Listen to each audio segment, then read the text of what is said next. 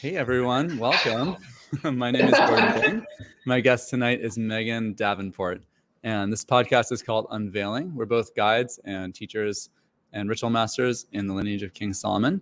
And I've known Megan now for about 10 years, and she's a guide, teacher, healer, and also an exorcist in the lineage of King Solomon. I know it's almost Halloween time, so that name means something to a lot of people, that you're an exorcist. So we're not really talking about that tonight. We're talking about love and relationships. So she works at the Modern Mystery School just like I do, and she's been a part of the school now for over a decade. She operates a center in the North Georgia mountains, and she also serves several communities in the Southeast USA, including New Orleans, Asheville, North Carolina, Savannah, Georgia, and Atlanta.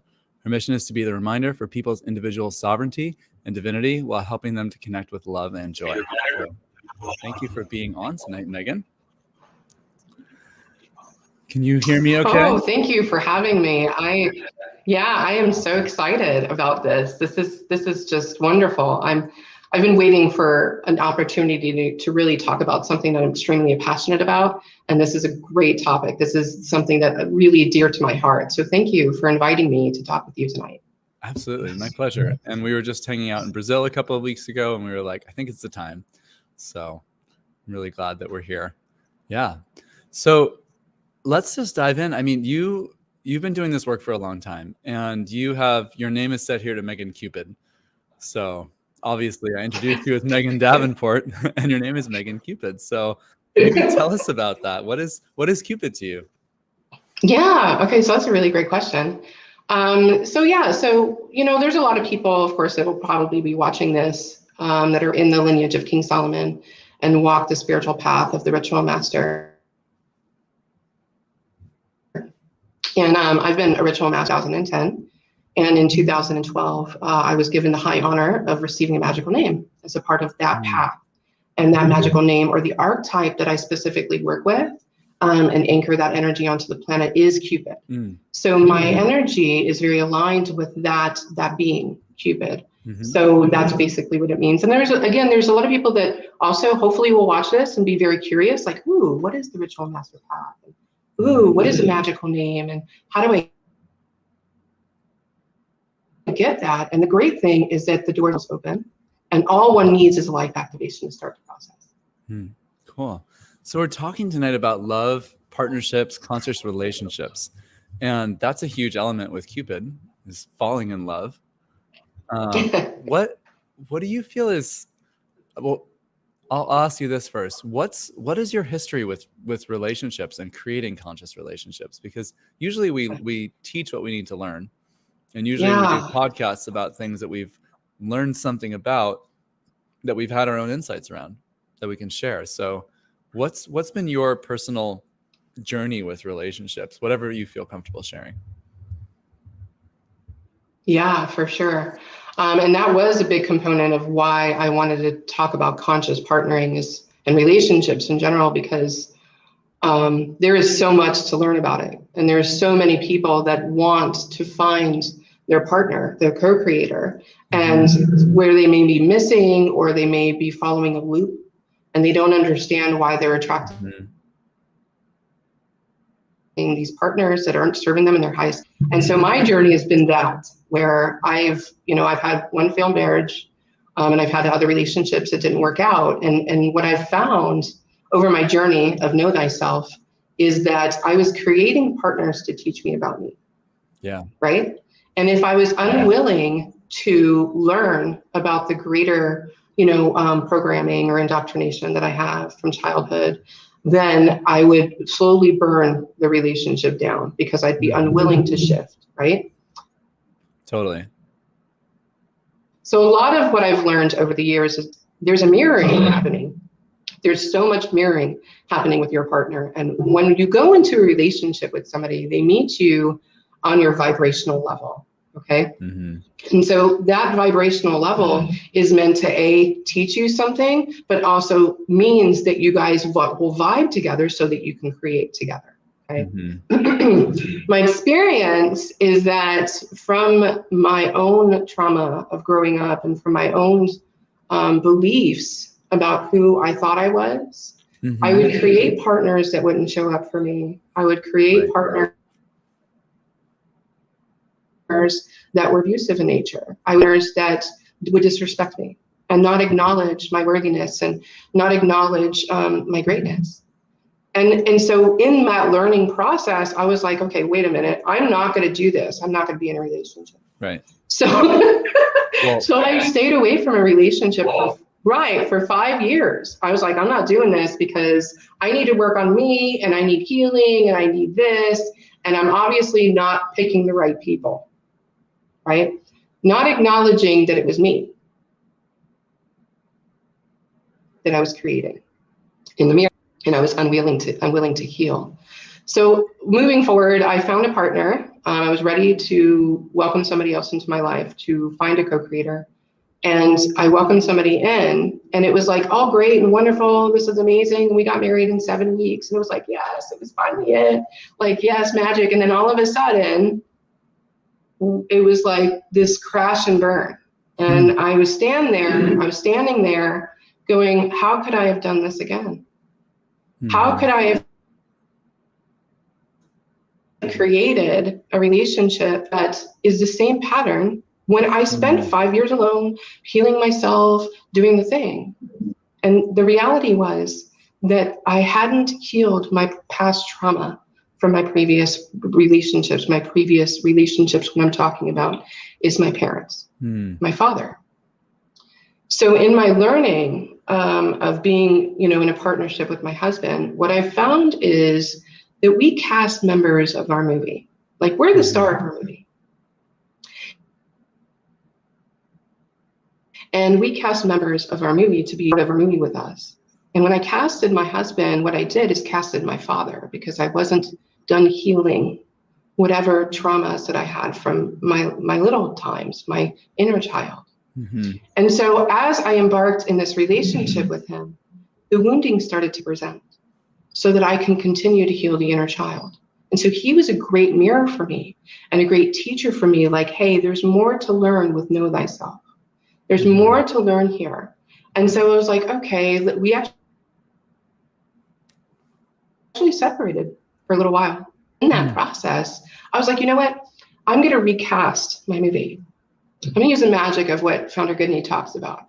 I'm going to recast the members of my movie. And what I did is I recasted my husband to be my husband and not my father.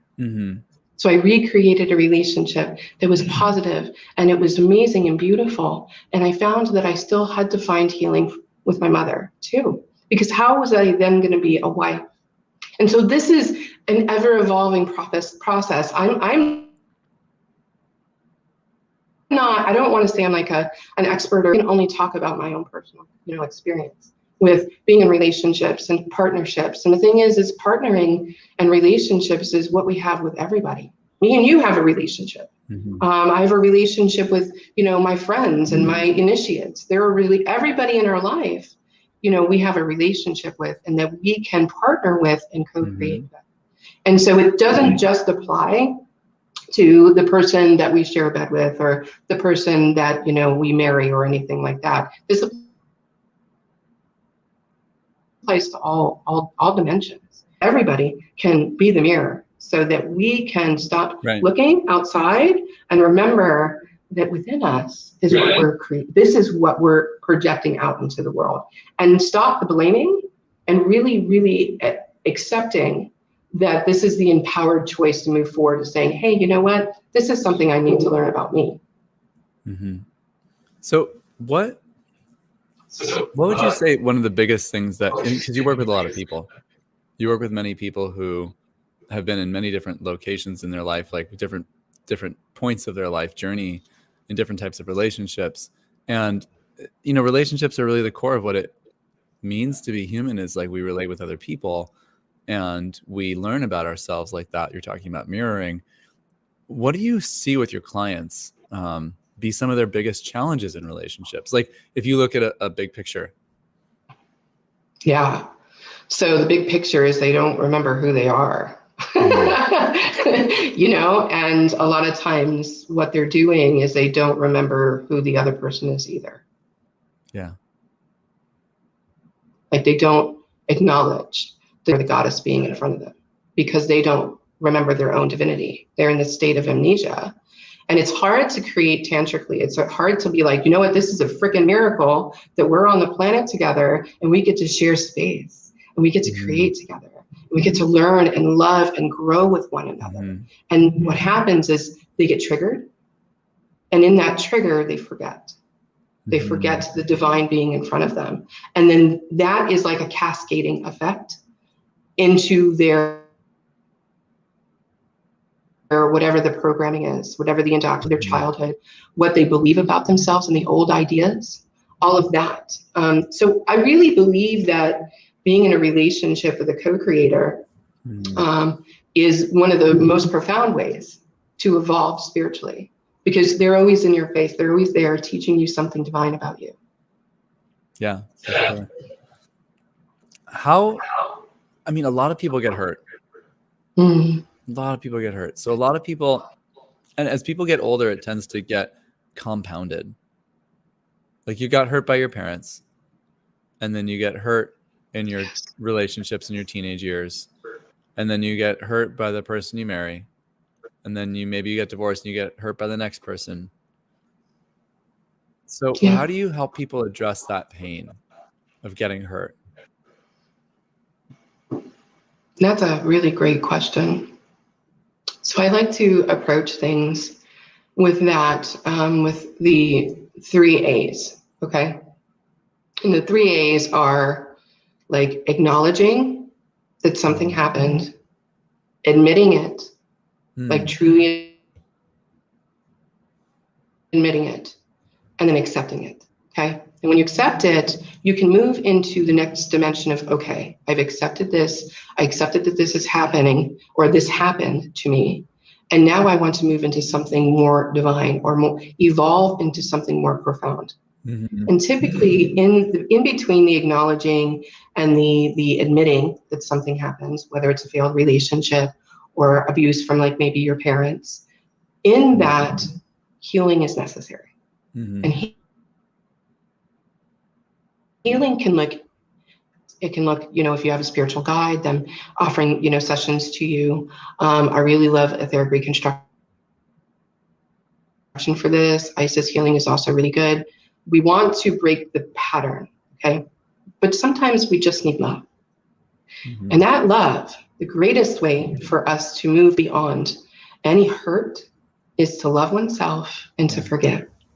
That's the greatest piece, love and forgiveness. And sometimes, you know, I can sit in my bed and just take some time to be receptive and heal my heart, because that's what's necessary. And then when I do that, when I fill my own cup, then I can move forward and serve others. So it's really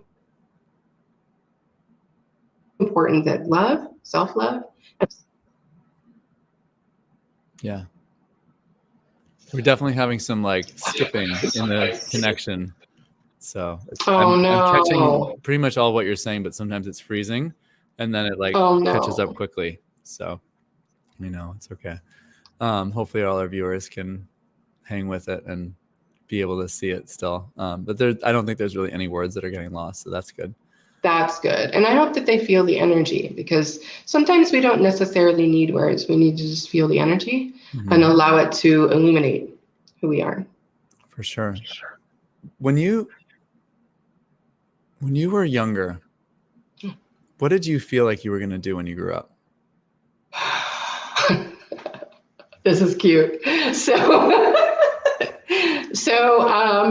I wanted to be married. I went to Halloween for like 4 and then 5 and 6 as a bride. So I've always really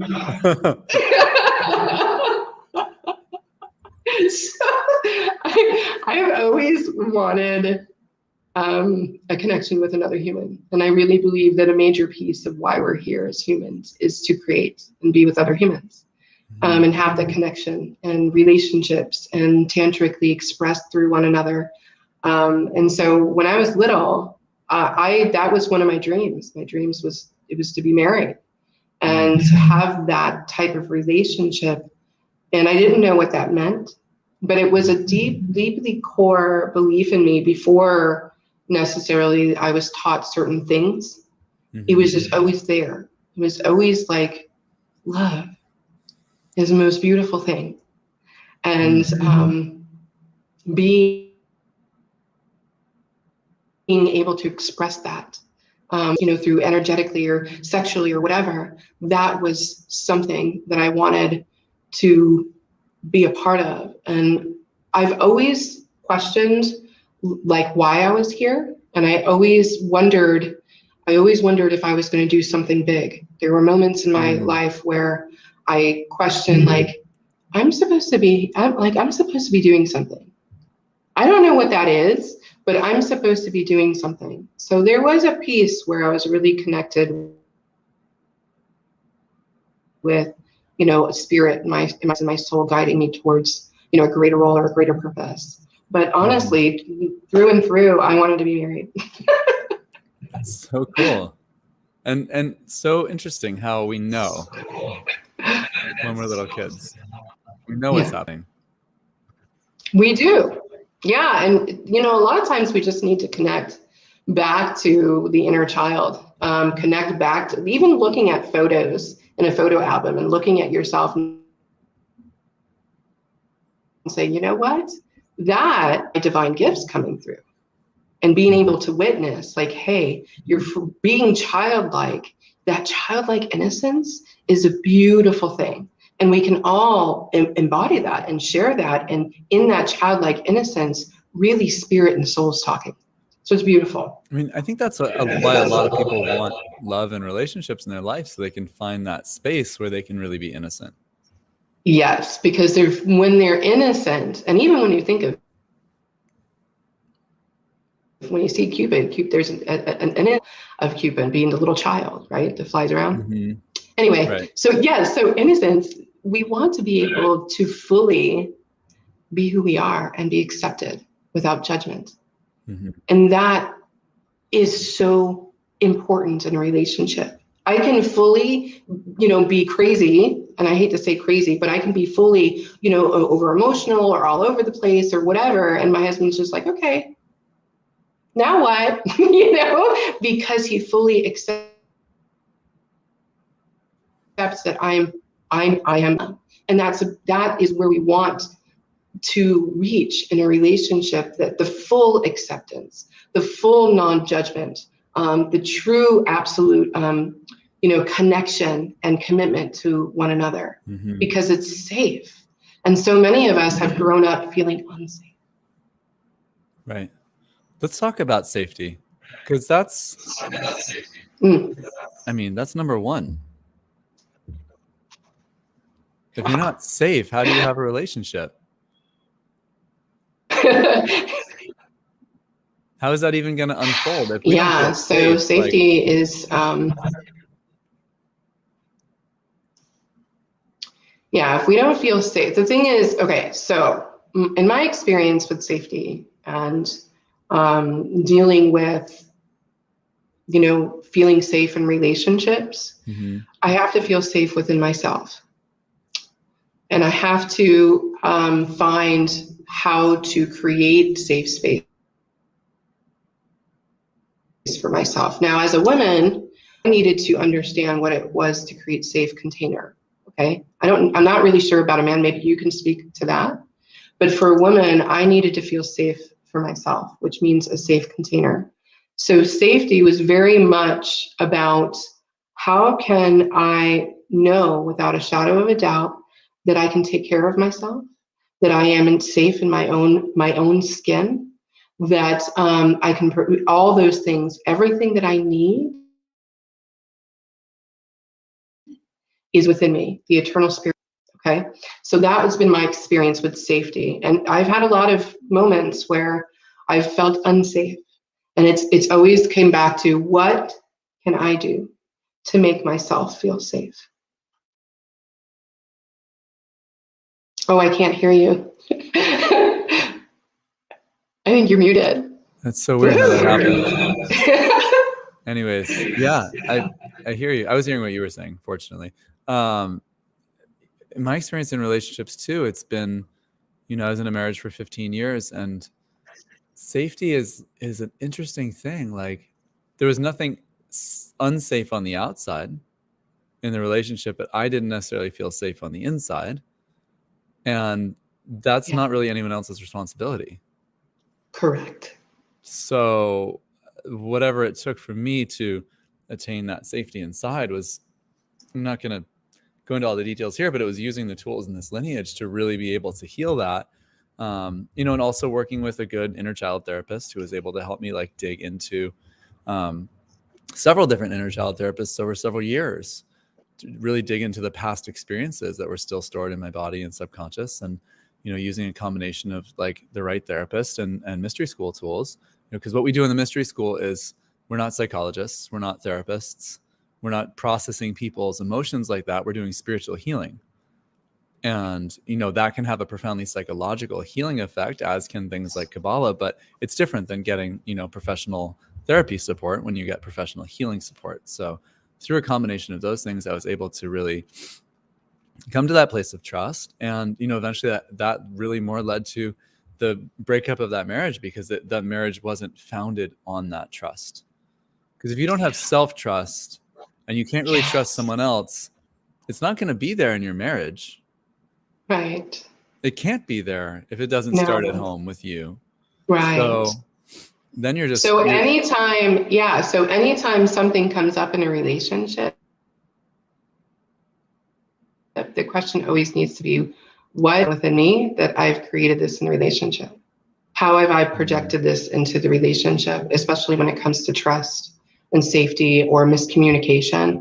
I have done so many times where I'm like, you're acting like this and you're not listening to me and blah, blah, blah. And it's like he's like, what? And right? And then I sit there and I'm like, okay, wait a minute. Let me check in with myself real quick. And when I do, I'm like, okay, you know what? I'm not listening. I'm not listening because this triggered me and you said something that hurt my feelings and blah, blah, blah, right? So that, one of the great techniques that we've developed recently is that if we get in a fight or if we get in a disagreement, we're on the phone, I'll hang up or he'll hang up, right? Instead, you hang up the phone and then I'll call back and be like, okay, I'm sorry, we got disconnected, and then it's like this funny thing to diffuse whatever energy we had created so that we can move into something new. And so I think that's really important also in relationships, that you find a way to communicate when you're not feeling respected, or when you're not feeling safe, or any of those conditions like you just talked about, you didn't feel trust, whatever. Question yourself. Ask yourself why you're creating this in the relationship. Stop projecting, take responsibility, right? And then move into something new. Always redirecting, pivoting. And I agree with getting, talking to people, like potentially therapy. And the tools of the Modern Mystery School and our lineage, bar none, have, literally saved my life. Mm-hmm. So I really believe in the magic of this lineage, and I really believe in Kabbalah too, because what we're talking about is the things that are not us. That projecting, that wounding is the things that are not us, the old scripts, stories about who we are, and the beliefs and ideas. That's not us. And the Kabbalah is what helps to get rid of that. Absolutely. Yeah. I mean, Kabbalah is the most profound journey that we take in the school in terms of our ability to see who we really are, and see the greater self, be able to make a change, manifest it in the world, learn from it, literally, updating our spiritual blueprint, updating our spiritual DNA, that blueprint behind everything else. So if we can make a change in that blueprint, it always reflects in our life. And being able to both shift our own consciousness, recast our own actors in our script, rewrite those roles. There's really no better tool that I found to do that. And then all the healing sessions are just amazing support for like clearing out specifics and details along the way, removing a negative energy blockage or attuning us to something that's deep within us, some level of our, activating some kind of energy within us, or turning on part of our energy system, depending on the healing session or series of healing sessions that we're talking about, are just really amazing support. for that blueprint, that architecture of who we are, that leads to relationships. You know, we say Kabbalah leads to like tantric relationships where people can really come together because we're balancing everything. We're balancing the masculine and feminine aspects of ourselves. And if you're all masculine or all feminine, or if you are all mind or all emotions, like you can't really meet someone in the middle. And relationships are about meeting someone and being able to have that interaction. By meeting in the middle, I don't mean compromise. I don't mean giving yourself up. I don't mean that sort of meeting in the middle. I mean really like being your full self and coming together with someone at the same time. Yeah. Absolutely. The Kabbalah reveals to understand and live divine union. And divine union only comes when we're able to do it within. We can't create it without if we can't do it within. And there we have both divine masculine and divine feminine energies. And we have to be able to live that balance within us so that we can create from here out. And then when we do that, we can then receive that divine union back, right? So the Kabbalah helps to unveil that, to like you said, the blueprint. This whole transit with my husband and I in the last couple of years, moving into the higher dimension of our relationship, was it was catalyzed because of Kabbalah. Mm-hmm. We both were in Kabbalah at the same time, and it was like, whoa, wait a minute. The stories that we were living in each other's lives weren't resonant. Yeah. We weren't vibe. Yeah. So we had the Kabbalah showed us like, hey, wait a minute, you guys are wanting divine union, but you're not living it. So we had to take a step back and personally heal whatever issues were. And then we were able to come back together and collaborate. So the Kabbalah is really important when talking about like divine union. 100%. It's interesting to me too with men, because finding men who are willing to do that seems difficult. And I don't. Yeah, I mean, it seems just.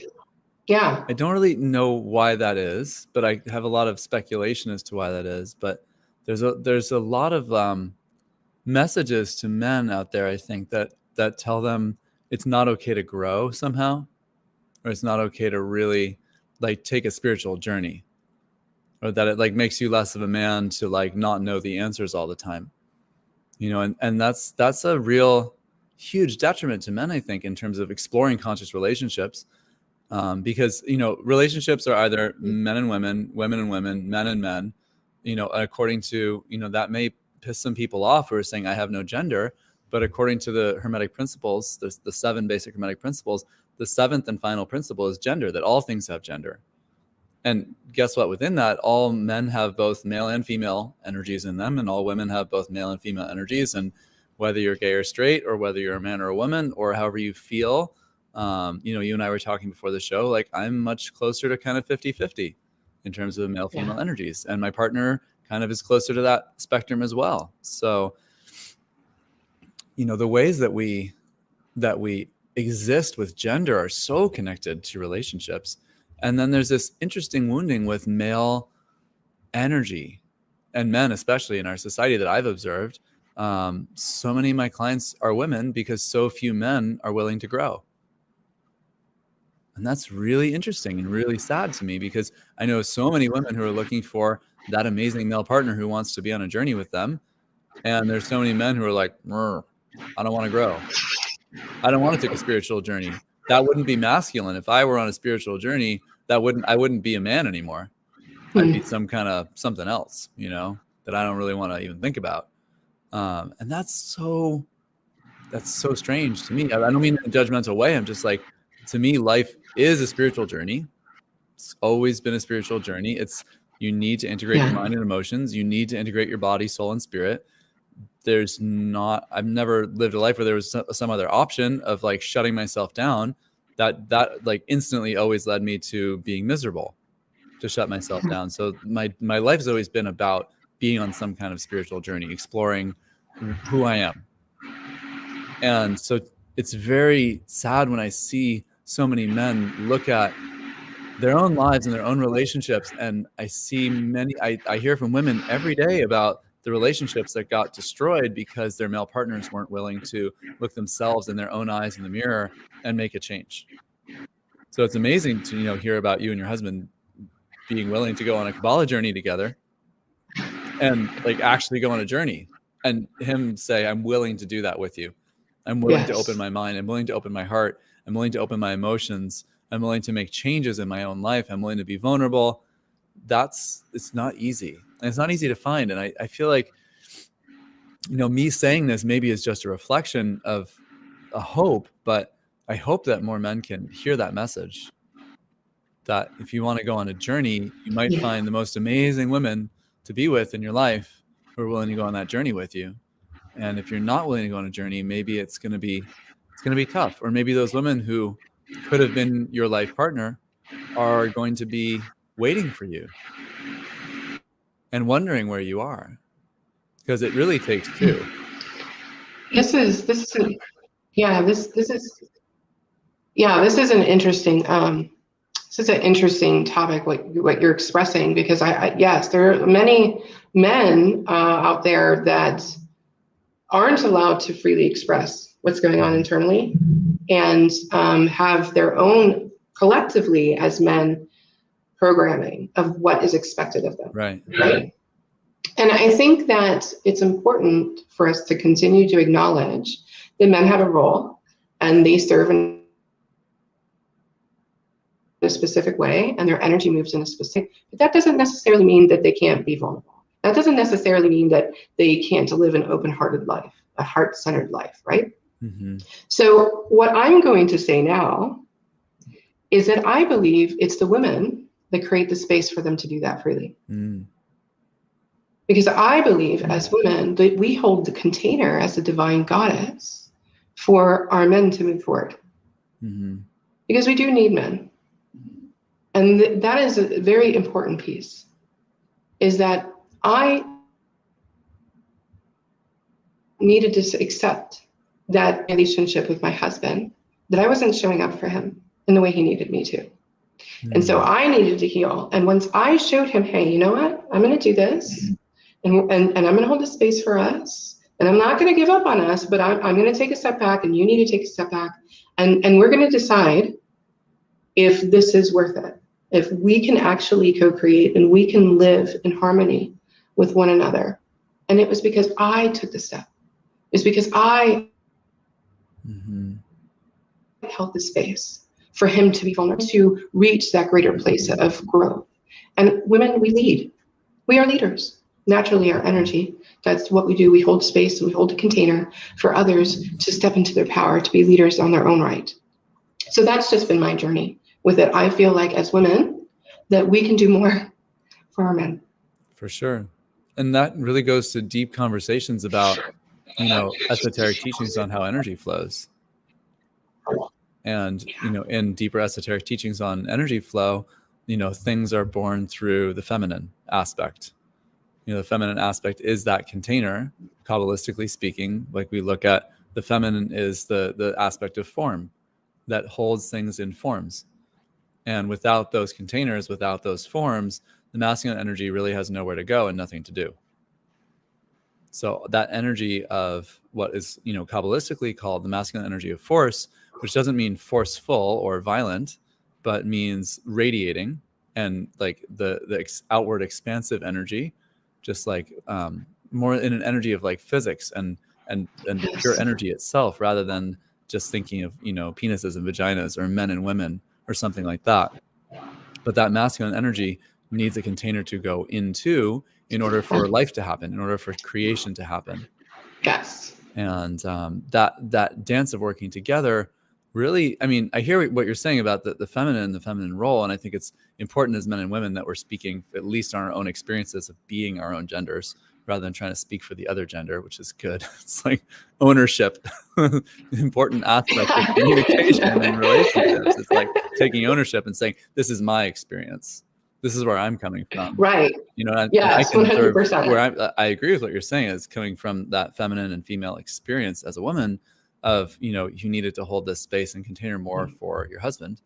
And I can say from my experience as a man, it's the willingness to maybe to be held and to go on that journey, and to be willing to flow into different containers, into different forms into new experiences and go totally against the programming.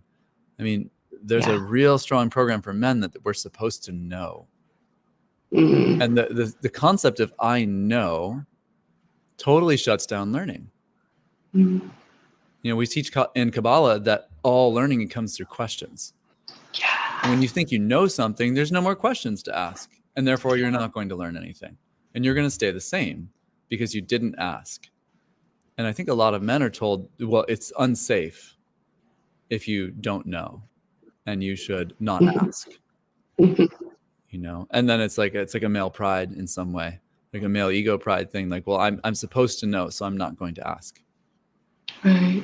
And just that little tweak could maybe save millions of relationships.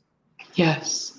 Yes, I hear you what you're saying, and I totally agree with you that women hold that container and make that possible and make it safe for men. Perhaps maybe they make it safe for the men in their life to ask those questions. Maybe, I don't know.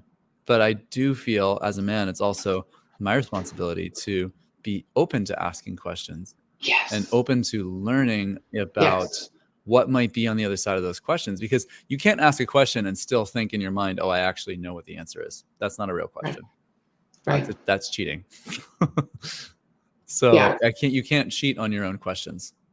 You can cheat on your wife. You can't cheat on your questions. Oh, no. So I don't recommend either one, because neither one's going to go anywhere. You went there. Yeah. You're just cheating yourself. So that's, I don't know, maybe that's like a really strong message. Maybe that's really challenging for men to hear, but I think it's true in terms of what men can be doing to explore relationships. And this is really more talking to straight men. I don't see this with gay male clients. Yeah. I see a lot of gay men really willing to take the journey. They're more open to asking questions. That's just a general principle. I mean, I might get skewered on social media for saying it, but I'm literally just speaking from experience. I've worked with lots of gay men, lots of lesbians, lots of straight men, lots of straight women. I wish I were working with more straight men, but not a lot of straight men are asking the question, who am I? If you don't ask the question, who am I, you're not going to wake up spiritually. You're not going to want to get initiated.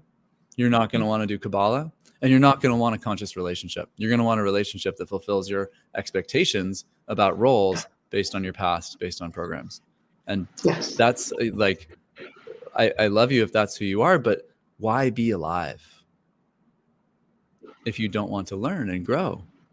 Without learning and growing, you're not really alive, I would say.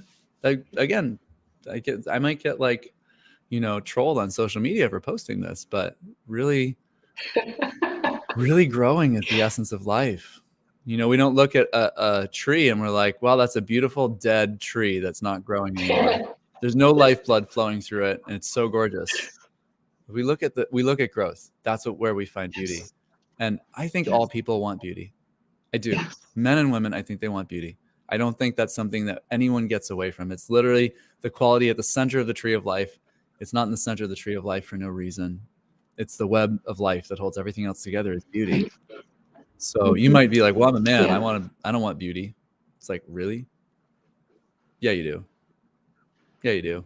I don't care if you're gay or straight. I don't care if you're 5 years old or 80 years old. You want beauty. And women want beauty too. For sure. Gay or straight, doesn't matter. Young or old, doesn't matter. We're all seeking that.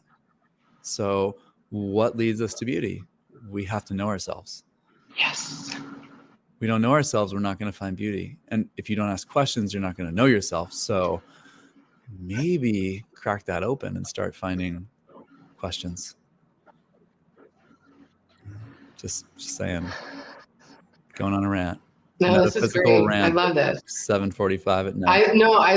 I love weaving with you. Yeah. Because like that's what we're here to do anyway with relationships. Yeah. Is weave something. We've weaved an idea or a concept into, you know, people's minds with this topic, you know, and that's a beautiful thing. It's not just from me. It's from, you know, I'm writing a book right now and I'm like, this is just from my perspective. I really need to get my husband to join in on this because the men's perspective is so different. And that needs to be acknowledged and respected and honored. Mm-hmm. So yes, this is great. I really enjoyed this. Likewise. Me too. we're basically at the end of our time here. So anything else that you want to, last words of wisdom that you want to share? Just that, remember who you are, and remember that people, all people, are good. And you to really live from a heart-centered space to acknowledge that, hey, they are divine beings. And so are you. You're a divine being too. And when we can remember that we're all here in this remembering phase of oneness, that's where love will flow. Mm-hmm. Beautiful. Thank you, Megan. It's been really fun. Really appreciate you being on the show tonight. And yeah, if you enjoyed watching this tonight, for all of our viewers, please share it widely with your friends. You can subscribe to my channel on YouTube. It's just Jordan Bain. You'll see my mugshot up there. You can click subscribe. You can go to my website, healingboston.com. You can subscribe there. There's buttons on those pages as well. And you can follow me on Facebook. You can follow my profile page, or you can follow my business page. Both are under my same name, Jordan Bain. And follow us there. You'll get live updates every time we go live each week. So take care, everyone. Hope you have a great rest of your night, and we love you a lot. Bye. Bye.